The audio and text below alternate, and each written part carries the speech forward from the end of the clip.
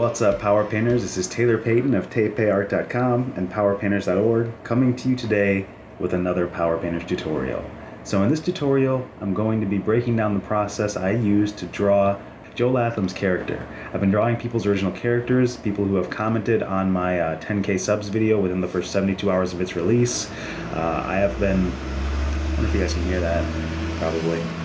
I have been working my way through that list, and if you had drawn an original character and commented on that video and sent me a link, I have drawn it or I'm going to draw it. So basically, I've known Joe for a while. He reached out to me after taking the beginner drawing course, and his work has improved immensely after he finished the course, and he just keeps hustling and working on his painting and drawing abilities, and it's just been awesome to watch him grow as an artist. So I've linked his work in the description box. You should go check it out. Other than that, let's get to drawing Minako. Alright, so here we are in Photoshop, and we're laying down our initial sketch. On the left, in the separate paneling, you can see Joe's art with his awesome character Minako, and to me she seems like an assassin type. You know, she's got the sword, she's got some cloth and some armor, and is wearing just mostly black and red, which are fairly aggressive colors usually. She seems like she wants to blend in with dark surroundings, and that she has a propensity to, I guess, at least she's kind of smiling, so she probably has a good attitude when she goes and assassinates people. Maybe she takes things a little more serious on the job, but regardless, I wanted to capture that sort of pleased look on her face. It's just kind of human nature to enjoy when a character is smiling, even if that character happens to be an assassin. So you'll notice I got rid of the first sketch. I just wasn't feeling it, and if the sketch doesn't have the right energy, just let it go and try again. There's so many ideas, you're not going to run out of them, and even if you have a limited set of ideas, you can always extrapolate or iterate upon those ideas, so you really have more or less an infinite amount of starting points. And when you choose a strong starting point, you'll be able to increase the chances of having a stronger ending point.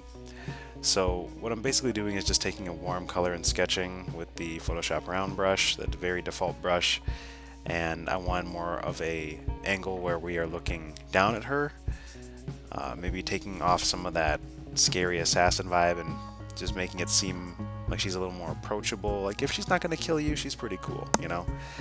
And it was just a really enjoyable process with this one because it seemed to go very smoothly. I was pretty excited because I really enjoy these types of characters, a la, you know, somewhat fantasy or historical flavored, and girls. So very, very fun. After I laid in my base sketch, I just put all those layers in a folder I labeled Drawing 01, and then I lower the opacity, which is something you guys see me do all the time. And if you're not doing it, then I don't know what to tell you. Maybe you really like to work on the first version of your sketch and not iron out all the errors, or maybe you like to meticulously work around them. I, for one, either try to implement the best parts of my earlier sketches, or I will just get rid of them entirely in favor of the more elaborate and understandable version. Yeah, and like usual, just working on the face, getting that face into place, because if the face doesn't work decently, then we're not going to resonate properly with the character, so you got to spend some good time on the face.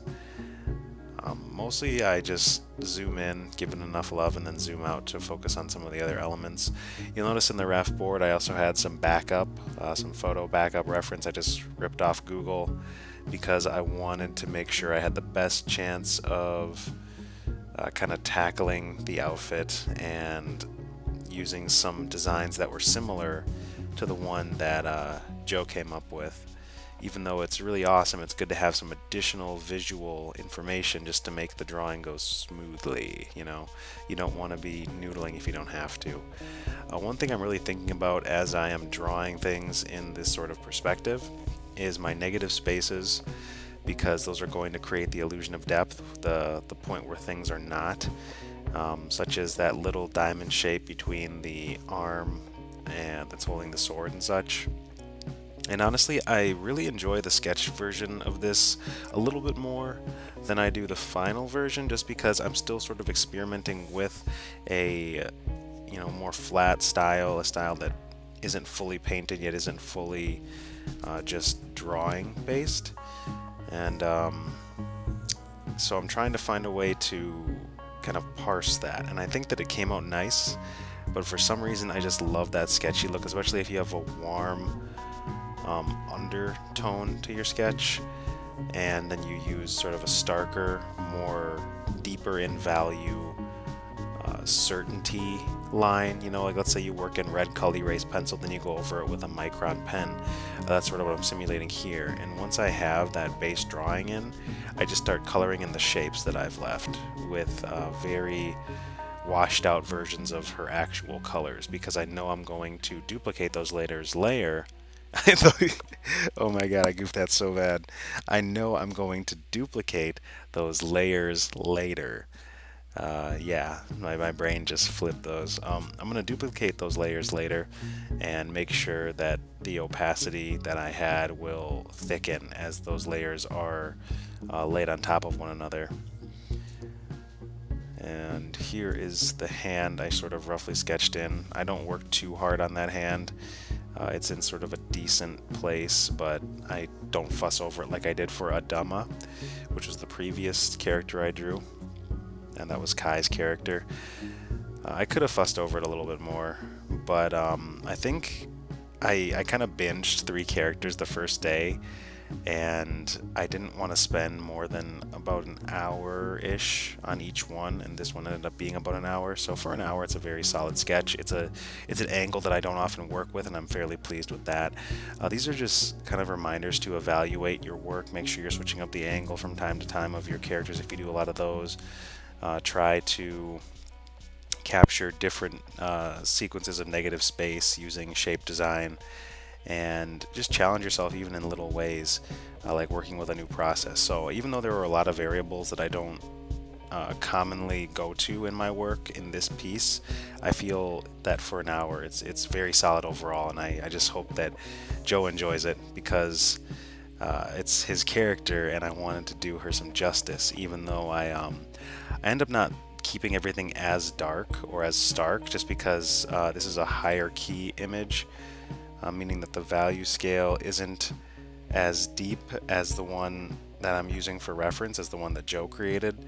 I wanted more of a kind of natural, I guess natural's not the right word, because it's not like a realistic palette. I just wanted a different value key, a different contrast.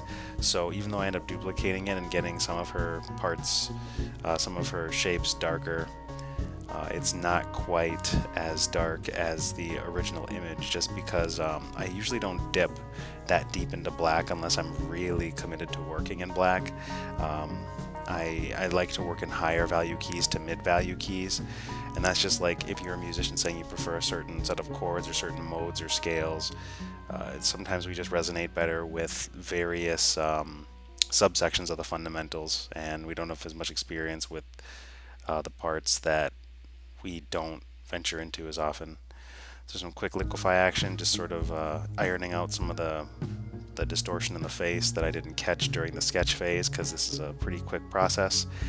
Now I'm going in and just adding some more separation, double checking to make sure that stuff is working, and still trying to edit little bits out of the face, making sure that they become more, she becomes more symmetrical, more pretty, because who doesn't want an assassin that could also pass for a model, you know? And that's the thing about drawing characters that are aesthetically pleasing or attractive, is that you really got to iron out all the quote-unquote flaws that would sort of either come across as incorrect or just take away from the image as a whole. And in this case, most of the focus is on the face because it's a character piece. Here I am about to iron out some of that work in her jaw line, and alter some of her hair shape a little bit as we wrap it up here. I put a little vignette on. You see the values got deeper, And as a last little touch, I believe I use an overlay layer just to get a little more color nuance and separation. And I also go in with a soft brush and pull from some of those lighter values and create some highlights, I guess, like some bloom lighting around the fringes of the character, just to help sell the image as a whole, and the light scenario that I introduced later via a multiply layer. So I just went in with a multiply layer, which deepens values and never pushes them back up for the shadows. Then I make an overlay layer over that just to give her a more appropriate skin tone and to again throw some color nuance and contrast into the piece. You see how much room I have to work downward now because I started fairly mid to high key, so I can keep deepening elements. And here, like, I try to get her hair super dark like it was in the original piece, but then it doesn't contrast with the sword enough and it becomes one shape visually, and that's not something I wanted. Kept the sword dark so that I could pop her head in front of it with a lighter value scheme. Play with a couple edges, even though I'm not painting, I'm still messing with edges a bit. Then I use a selective color adjustment layer, move some of the reds around, some of the darker blacks around, because like I said, I had a lot of room to deepen the values. Then I'm going to go in, duplicate the full image, Command Alt Shift E or Control Alt Shift E, and then Gaussian blur that, erase some of that with the soft brush, and then add some of that light bloom to push things back and add a interesting lighting scenario to some of the darker elements of the piece, and sort of give a little bit of bloom. And that is the finishing touch of the image, and I totally blurred out my signature. Oh well, it happens during the creative process when you get that fervor going. Either way, I just hope you really dig this, Joe. I hope you power painters have enjoyed watching it and got to glean some little tips and tricks from the process, like multiplying overlay layers, not going full painting if you don't want to, and just sort of taking these things into consideration, like different angles, and having a variety of lighting effects to create a more interesting piece overall.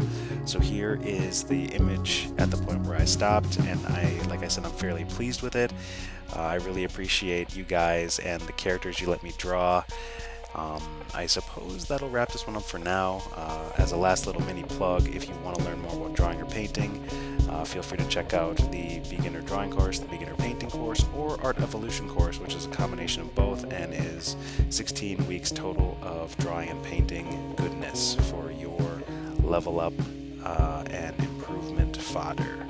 Anyway, yeah, that's all I got for this one, and I will see you in the next video where I will be drawing yet another character that was commented on that 10K subs video. We are just powering through these, and we're going to have fun, and we're going to keep learning. So check out the description box for cool links, and I will see you in future videos.